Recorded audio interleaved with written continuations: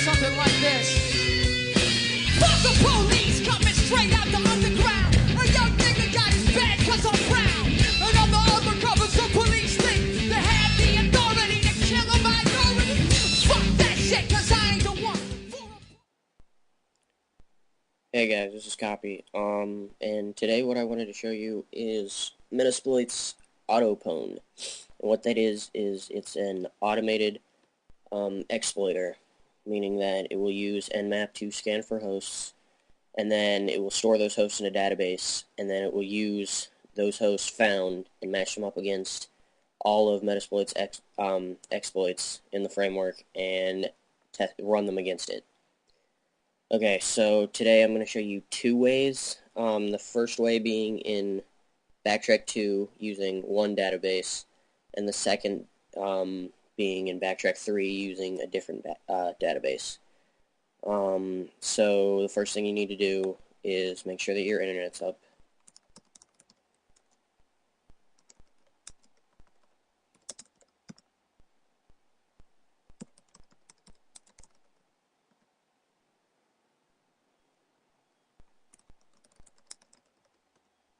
Alright, so our internet's up.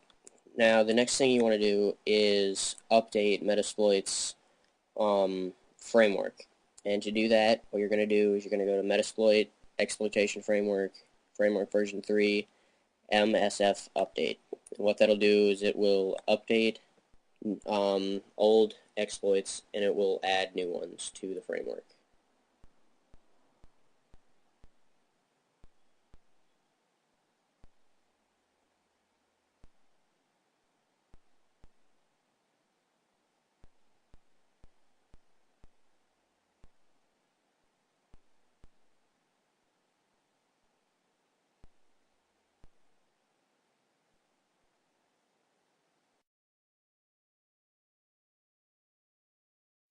Alright, so the next thing you need to do is set up your database. In order for Autopwn to work correctly, it needs to use a database to store all of its findings in. Backtrack 2 comes equipped with Postgres, SQL, and a program called Ninja to help set that server up. So what you want to do is run Ninja, which is located under the exploitation framework. And what that'll do is it'll create a user named Postgres. So you'll be able to access the database.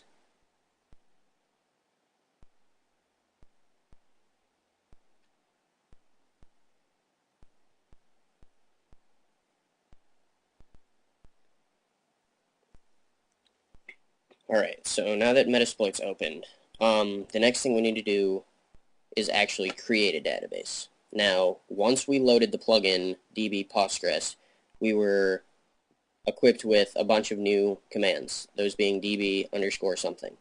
So in order to create a new database, you just type db underscore create. What that'll do is it will create a database. If you want to check to see if the database is up and running, type db underscore hosts, and if it shows up empty, that means everything is created correctly. If you want to destroy a database, type db destroy, and first thing you need to do is spell it right. And then if you want to recreate it, db underscore create.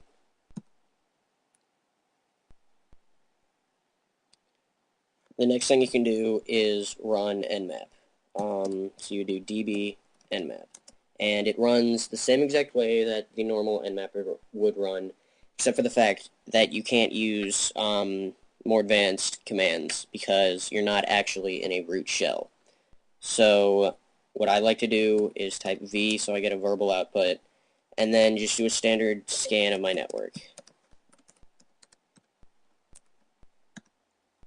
And while that's running, everything that it finds will be stored in the database that we just created.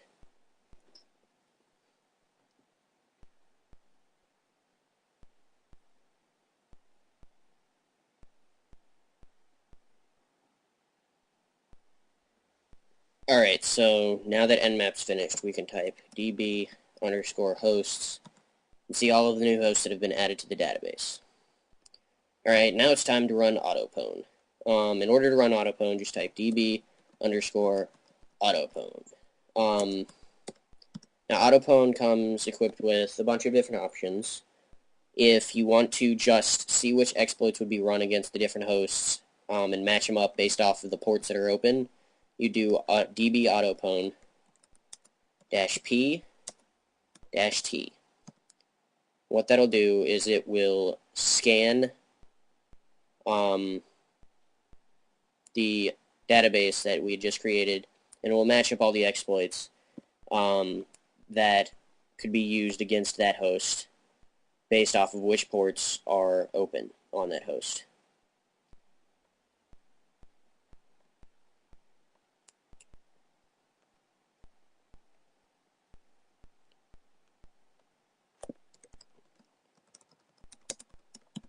Alright, so if you want to pick a specific host, what you can do is db Autopwn pt capital I, and then put in which host or range of hosts that you would like to use.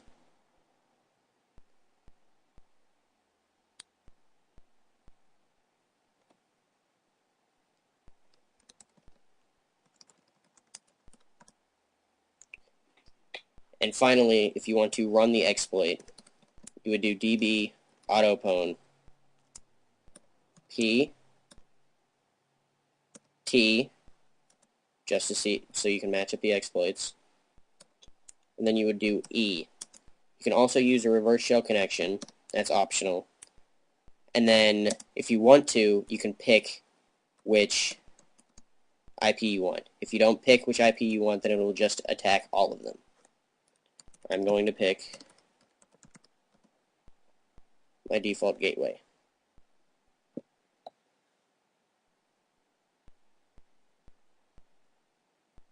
And as you see, it's starting to run the exploits.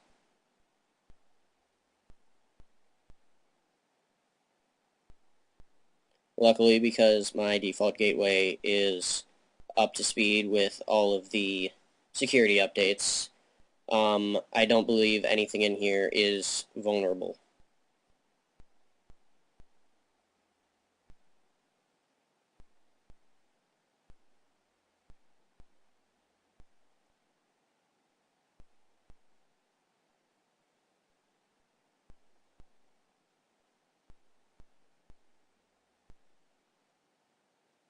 Alright, so the next thing I wanted to show you is how to use Autopwn in Backtrack 3. I find this method a lot easier to use just because it uses a different SQL server called SQLite3, and it doesn't require that you create an extra user in order to connect to it, so it takes out a whole extra step in running another program or creating another user to run the plugin. So the first thing that you want to do is make sure that your internet's up. And then the next thing you want to do is just make sure that your Metasploit console is up to date.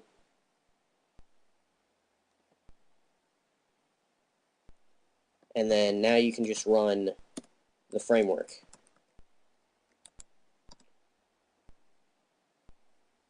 Alright, now we need to load the SQL server. So we're going to type load db underscore SQL ite 3. Alright, so now that it's loaded, we can create our database like we did before, doing db underscore create. And to check to make sure that everything's set up right, we can type db hosts, and if it's empty, then it means that everything was created correctly. Now we can run nmap. Because we're actually in a root shell, we're able to run more advanced commands.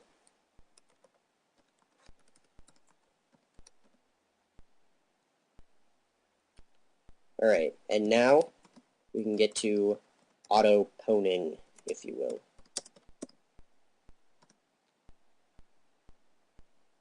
As you can see, we have pretty much the same exploits as we did in the previous version, but we're just using a different database.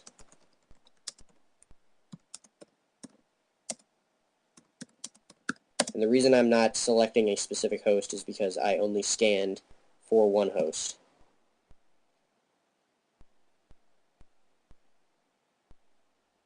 Alright, there you go. It's running the exploits. Alright, so that's pretty much it. Make sure that you know what you're getting into when you do this, because you could really mess up somebody's network or even your own if you're testing it on yourself. So take it easy and be careful.